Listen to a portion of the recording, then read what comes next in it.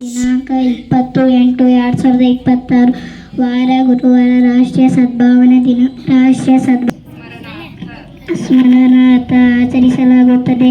ಈ ದಿನದ ಮುಖ್ಯ ಉದ್ದೇಶ ರಾಷ್ಟ್ರೀಯ ಏಕತೆ, ಶಾಂತಿ, ಸೌಹಾರ್ದತೆ, ಸಹೋದರತ್ವ ಮತ್ತು ಪರಸ್ಪರ ಗೌರವವನ್ನು ಬೆಳೆಸುವುದು. ಜಾಗತಿಕ ಅಭಿಯಾನದಲ್ಲಿ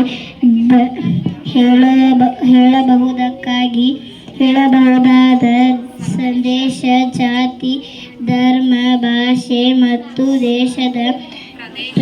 ಪ್ರದೇಶದ ಭೇದಭಾವಗಳನ್ನು ಮರೆತು ನಾವೆಲ್ಲರೂ ಒಂದಾಗಿ ಬದುಕೋಣ, ಸದ್ಭಾವನೆ ಬೆಳೆಸೋಣ, ದೇಶದ ಏಕತೆ ಮತ್ತು ಅಖಂಡತೆ. ಸದ್ಭಾವನಾ ಜಾಗೃತಿ ಅಭಿಯಾನ. ರಾಷ್ಟ್ರೀಯ ಸದ್ಭಾವನಾ ದಿನದ ಮಹತ್ವ. ರಾಷ್ಟ್ರೀಯ ಸದ್ಭಾವನಾ ದಿನವು ಏಕತೆ, ಶಾಂತಿ, ಸಹೋದರತ್ವ ಮತ್ತು ಸೌಹಾರ್ದತೆಯ ಮಹತ್ವವನ್ನು ಸಾರುವ ದಿನವಾಗಿದೆ. ಈ ದಿನವು ಜಾತಿ, ಧರ್ಮ, ಭಾಷೆ, ಪ್ರದೇಶದ ಭೇದಭಾವಗಳನ್ನು ಮರೆತು ಎಲ್ಲರೂ ಪರಸ್ಪರ ಗೌರವದಿಂದ ಹಾಗೂ ಸಹಬಾಳ್ವೆಯಿಂದ ಬದುಕಬೇಕು ಎಂಬ ಸಂದೇಶ ನೀಡುತ್ತದೆ. ವಿದ್ಯಾರ್ಥಿಗಳಲ್ಲಿ ರಾಷ್ಟ್ರೀಯ ಏಕತೆ, ದೇಶಪ್ರೇಮ, ಸಹಿಷ್ಣುತೆ ಮತ್ತು ಪರಸ್ಪರ ಗೌರವ ಬೆಳೆಸುವಲ್ಲಿ ಈ ದಿನದ ಆಚರಣೆ ಮಹತ್ವದ್ದಾಗಿದೆ. ವೈವಿಧ್ಯತೆಯಲ್ಲಿ ಏಕತೆ ಇದೆ ನಮ್ಮ ಭಾರತದ ಶಕ್ತಿ. ರಾಷ್ಟ್ರೀಯ ಸದ್ಭಾವನಾ ದಿನದ ಪ್ರತಿಜ್ಞೆ. ನಾನು ಭಾರತದ ಸಂವಿಧಾನ ಹಾಗೂ ರಾಷ್ಟ್ರದ ಏಕತೆ ಮತ್ತು ಅಖಂಡತೆಯನ್ನು ಗೌರವಿಸುತ್ತೇನೆ.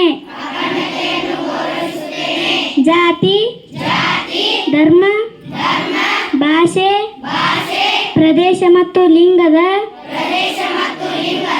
ಭೇದ ಭಾವವಿಲ್ಲದೆ ಎಲ್ಲರನ್ನು ಸಮಾನವಾಗಿ ಗೌರವಿಸುತ್ತೇನೆ. ನಮ್ಮ ದೇಶದ ಎಲ್ಲ ಜನರ ನಡುವೆ ಸೌಹಾರ್ದತೆ, ಸಹೋದರತ್ವ, ಶಾಂತಿ ಮತ್ತು ಪರಸ್ಪರ ಗೌರವವನ್ನು ಬೆಳೆಸಲು ಪ್ರಾಮಾಣಿಕವಾಗಿ ಪ್ರಯತ್ನಿಸುತ್ತೇನೆ. ಹಿಂಸೆ ಮತ್ತು ದ್ವೇಷವನ್ನು ತಿರಸ್ಕರಿಸಿ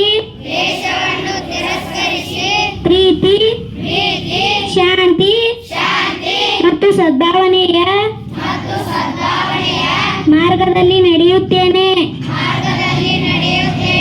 ಭಾರತದ ಏಕತೆ, ಅಖಂಡತೆ ಮತ್ತು ಸದ್ಭಾವನೆಯನ್ನು ಕಾಪಾಡಲು ಸದಾ ಬದ್ಧನಾಗಿರುತ್ತೇನೆ ಅಥವಾ ಬದ್ಧವಾಗಿರುತ್ತೇನೆ. ಜೈ ಹಿಂದ್. ಸಚೇತನ ಚಟುವಟಿಕೆಯನ್ನು ಮಾಡಿದಂಥ 5ನೇ ತರಗತಿಯ ವಿದ್ಯಾರ್ಥಿಗಳಿಗೆ ಹಾರ್ದಿಕ ಅಭಿನಂದನೆಗಳು. ನಾವು ಈ ದಿನವನ್ನು ಪ್ರತಿ ವರ್ಷ ಆಗಸ್ಟ್ 20ರಂದು ಆಚರಿಸ್ತೀವಿ. ಯಾಕಪ್ಪ ಅಂತಂದ್ರೆ ನಮ್ಮ ದೇಶದ ಮಾಜಿ ಪ್ರಧಾನಮಂತ್ರಿಯಾದ ರಾಜೀವ್ ಗಾಂಧಿಯವರ ಜನ್ಮದಿನದ ಸ್ಮರಣಾರ್ಥವಾಗಿ ಈ ದಿನವನ್ನು ಆಚರಣೆ ಮಾಡ್ತೀವಿ. ಇದರ ಪ್ರಮುಖ ಉದ್ದೇಶ ಏನು ಅಂತಂದ್ರೆ ನಮ್ಮ ದೇಶದಲ್ಲಿ ಏಕತೆ, ಶಾಂತತೆ, ಸೌಹಾರ್ದತೆ, ಸಹೋದರತ್ವ ಮತ್ತು ಪರಸ್ಪರ ಗೌರವವನ್ನು ಬೆಳೆಸುವುದು ಈ ದಿನದ ಪ್ರಮುಖ ಉದ್ದೇಶ ಆಗೈತಿ. ವೈವಿಧ್ಯತೆಯಲ್ಲಿ ಏಕತೆಯನ್ನು ನಮ್ಮ ದೇಶ ಕಂಡ್ಕೊಂಡೈತಿ. ಹೆಂಗಪ್ಪ ಅಂತಂದ್ರೆ ನಮ್ಮ ದೇಶದ ಒಂದು ರಾಜ್ಯವನ್ನು ಇನ್ನೊಂದು ರಾಜ್ಯಕ್ಕೆ